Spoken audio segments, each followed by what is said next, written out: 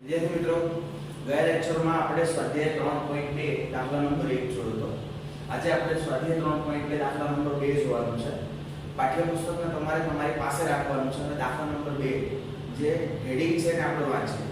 Heading એવું છે, નીચેના સુરેખ સમીકરણ યુગ્મથી બનતી રેખાઓ એક બિંદુમાં છેદે છે કે સમાંતર છે કે અથવા સમપાતી છે તેમ ગુણોત્તરોની તુલના કરીને નક્કી કરવાનું છે. એટલે એવું કહેવાય કે તમને બે સમીકરણો આપેલા છે. હવે એ બંને સમીકરણોના જે પણ x ના સહગુણકો છે, y ના સહગુણકો છે અને અચળ પદો છે, એના સહગુણકો જે છે એને તમારે શું કરવાનું? તો ગુણોત્તર છે એની તુલના કરીને તમારે કહેવાનું છે કે ભાઈ જે સમીકરણ યુગ્મ છે તો એ એક બિંદુમાં છેદશે, સમાંતર છે કે સમપાતી છે. તો એ આપણે અહીંયા જોઈએ. સૌથી પહેલા તો આ સમીકરણ જોઈ શકો છો તમે. દાખલા નંબર 1, 5x - 4y + 8 = 0.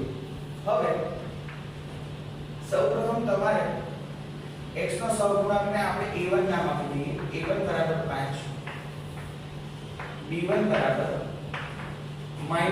ધ્યાન રાખજો y છે એનો સહગુણક -4 છે અને c = 8 જે અચળ પદ છે. એ જ રીતે c1 a1 b1 અને c1 પ્રથમ સમીકરણના જે પણ સહગુણકો અને અચળ પદ છે એને a1 b1 અને c1 ના નામથી ઓળખીશું. હવે આપણે સમીકરણ 2 એના જે સહગુણકો છે, જેમ કે x નો સહગુણક તો એને આપણે a2 લખીશું. a2 = 7, b2 = 6 અને c2 = -9. તો વિદ્યાર્થી મિત્રો a1 a2 b1 b2 અને c1 c2 આપણે સૌપ્રથમ સમીકરણ 1 અને સમીકરણ 2 ઉપરથી મેળવી લેવાનું. હવે વિદ્યાર્થી મિત્રો આપણે એના ગુણોત્તરોની તુલના કરવાની છે. સૌપ્રથમ a1/a2 શોધીશું જે 5/7 છે. એના પછી b1/b2 શોધીશું જે -4/6.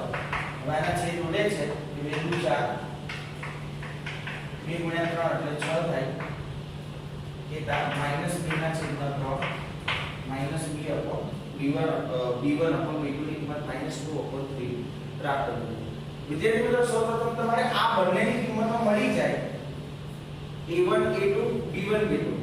હવે ચેક કરો શું બંને સરખા છે. તો હવે આગળ c1 છેદમાં c2 કરવાની જરૂર છે જ નહીં. કેમ?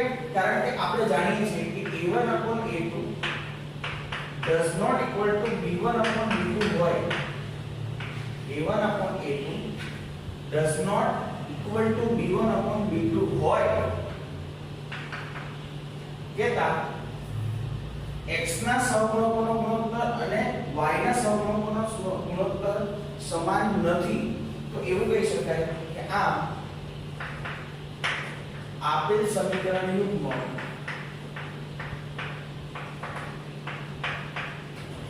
જે રકમમાં આપેલું છે એના અનુસાર કે એક બિંદુમાં છેદશે. યુગ્મની રેખાઓ એક બિંદુમાં છેદશે. વિદ્યાર્થી મિત્રો ત્રણ શરત હતી. જો a1/a2 does not equal to b1/b2 હોય તો એક બિંદુમાં છેદશે. એના પછી તમે આવું જોયું હતું, ગઈકાલના લેક્ચરમાં જોયું હતું કે જો a1/a2 is equal to b1/b2 is equal to c1/c2 હોય તો આની રેખા સમપાતી હોય. અને ત્રીજો આપણે એવું જોયું હતું કે વિદ્યાર્થી મિત્રો હવે આપણે સ્વાધ્યાય 3.2 નો દાખલા નંબર 2 નો બીજો દાખલો જોઈશું. આમાં પણ તમારે એ જ કરવાનું છે કે જે પણ x y અને અચળ પદના સહગુણકો છે એનો ગુણોત્તર જે છે એની સરખામણી કરીને તમારે એ કહેવાનું છે કે જે આપેલ સમીકરણ યુગ્મ છે એની રેખાઓ એક બિંદુમાં છેદશે, સમપાતી છે કે સમાંતર છે. તો સૌપ્રથમ તમને અહીંયા બે સમીકરણ આપેલા છે 9x + 3y + 12 0. આ છે આપણું સમીકરણ નંબર 1.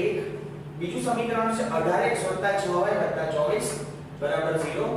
આ થયું આપણું સમીકરણ નંબર હવે આપણે શું કરીશું? તો સૌપ્રથમ આપણે ગુણોત્તરો લઈ લઈશું. a1 બરાબર 9, b1 બરાબર 3 અને c1 બરાબર 12. જોઈ શકો છો a1 એટલે શું? સમીકરણ 1 માં x નો સહગુણક.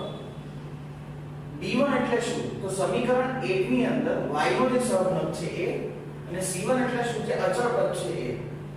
એ જ રીતે a2 જોઈ શકો છો a2 એટલે બીજા સમીકરણનો x નો સહગુણક, એને આપણે a2 કહીશું. y ના સહગુણકને b2 કહીશું અને બીજા સમીકરણના અચળ પદને c2 કહીશું. હવે ત્રણેયના ગુણોત્તરો વારાફરતી આપણે શોધી લઈએ કે a1 છેદમાં a2 બરાબર 9 ના છેદમાં 18 બરાબર 9 દુ 18 એટલે 1 ના છેદમાં 2. એ જ રીતે b1 છેદમાં b2 નો સમીકરણ ગુણોત્તર મેળવી લઈએ. તો b1 3 છે છેદમાં 6 3 દુ 6 એટલે 1/3. અને એ જ રીતે c1 આપણે c2 નો ગુણોત્તર 12 ના છેદમાં 24 બરાબર 12 દુ 24 એટલે 1 ના છેદમાં 2. તો તમે જોઈ શકો છો a1/a2 b1/b2 અને c1/c2. જો ત્રણેયના ગુણોત્તરનો સરખામણી કરો તો શું ત્રણેય સરખા છે? આ છે. તો અહીં આપણે લખી શકાય કે અહીં a1/a2 b1/b2 c1/c2 હોવાથી આપેલ સમીકરણ યુગ્મ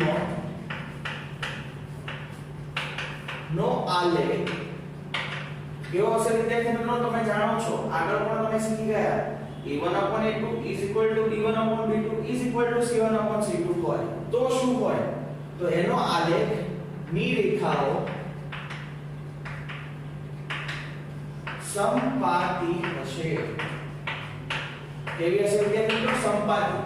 કે a1/a2 b1/b2 અને c1/c2 નો જો ગુણોત્તર સમાન હોય તો તેનો આલેખ જે છે એની રેખાઓ સમપાતી હશે. એટલે એક ઉપર બીજી કેટલા એક જ રેખામાંથી બીજી રેખા પસાર થશે.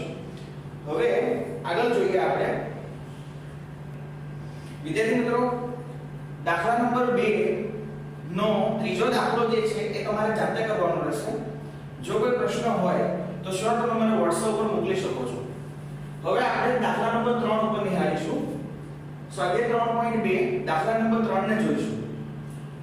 રકમ એવી છે કે આપેલ સમીકરણ યુગ્મ કે નીચે સુરેખ સમીકરણ યુગ્મ સુસંગત છે કે સુસંગત નથી તે ગુણોત્તરો a1/a2 b1/b2 અને c1/c2 ની કિંમત પરથી નક્કી કરવાની છે. ખાસ કરીને ચોપડી ખુલ્લી રાખશો જેથી કરીને તમે રકમો જોઈ શકો. સુસંગત છે કે નહીં તે આપણે ચકાસવાનું છે કે આપેલ સમીકરણ યુગ્મ ગુણોત્તરોના આધારે કે જે x y અને અચળ પદ જે છે એના સહગુણકોનો ગુણોત્તર શોધવાનો છે અને ગુણોત્તરને સરખામણી કરીને પછી એ નક્કી કરવાનું છે કે સુસંગત છે કે નહીં. હવે સૌથી પહેલા તો સમીકરણ યુગ્મ સુસંગત હોય તો કોને કહેવાય અને સુસંગત નથી તો કોને કહેવાય? તો સૌથી પહેલા સુસંગત એટલે શું એની માહિતી મેળવવી. તો જે સમીકરણ યુગ્મને ઓછામાં ઓછો એક ઉકેલ હોય, એટલો ઓછામાં ઓછો એક ઉકેલ હોય તેને આપણે સુસંગત સમીકરણ કહેવાય. અને જે સમીકરણ યુગ્મના એક પણ ઉકેલ ન હોય તેને સુસંગત સમીકરણ યુગ્મ કહેવાતા નથી, કહેતા સુસંગત નથી એવું કહી શકાય. હવે વિદ્યાર્થી મિત્રો, સૌપ્રથમ a1 બરાબર 3 b1 બરાબર 2 અને c1 બરાબર 5. એ જ રીતે a2 બરાબર 2 b2 બરાબર -3 અને c2 બરાબર 7. સૌપ્રથમ શું કરવું? તો સહગુણકોના ગુણોત્તરો પહેલા શોધી લઈશું. a1/a2 બરાબર 3/2 b1/b2 is equal to 2/3 એટલે -3 અને c1/c2 બરાબર 5/4.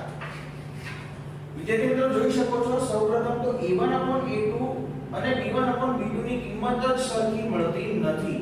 કહેતા બંને સરખા નથી માટે એને લખી શકાય કે અહીં a1/a2 does not equal to b1/b2 હોવાથી એટલે કે બંનેના ગુણોત્તરો સમાન નથી. તમે જોઈ શકો છો અહીંયા a1/a2 નો ગુણોત્તર છે 3/2, b1/b2 નો ગુણોત્તર છે -2/3. કહેતા બંનેના ગુણોત્તરો સમાન નથી માટે આ સમીકરણ યુગ્મના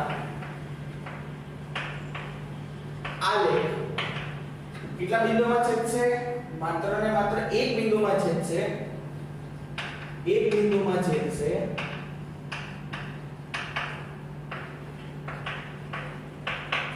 માટે સમીકરણ યુગ્મ કયું કહી શકાય? સુસંગત છે. કેમ સુસંગત છે? એક બિંદુમાં છેદે તો એનો ઉકેલ કેટલો હોય? 1 અને એક ઉકેલ તો ઓછામાં ઓછો એક ઉકેલ હોય તેવા સમીકરણોને સુસંગત સમીકરણો કહે છે. એ જ રીતે વિદ્યાર્થી મિત્રો દાખલા નંબર 3 ની અંદર કુલ 5 દાખલાઓ છે જેમાં તમારે એ જ દર્શાવવાનું છે કે ભાઈ સુસંગત છે કે નહીં. તો આના આધારે તમે દર્શાવી શકો. બસ ખાલી તમે એટલું સમજો કે a1/a2 does not equal to b1/b2 જો આ હોય અને આવું હોય a1/a2 is equal to b1/b2 is equal to c1/c2 તો આ બંને પ્રકારના ગુણોત્તરો ના સમીકરણ યુગ્મ સુસંગત છે આવું કહી શકાય. કારણ કે આનો આલેખ એક બિંદુમાં છે તે માટે એનો એક ઉકેલ છે અને આના જે ઉકેલ ગણ છે એ અનંત છે. કારણ કે આની રેખાઓ એકબીજા ઉપર સંપાતી હોય છે. અને જો આવું હોય કે a1/a2 is equal to b1/b2 does not equal to c1/c2 જો આવી કન્ડિશન હોય કે a1 ના છેદમાં a2 બરાબર b1 ના છેદમાં b2 but does not equal to c1/c2 તો આ જે છે એ સમાંતર રેખાઓ મળશે. અને સમાંતર રેખાઓ મળે તો એનો એક પણ ઉકેલ ન હોય તો એવું કહી શકાય કે સુસંગત નથી. એ ધ્યાન રાખજો.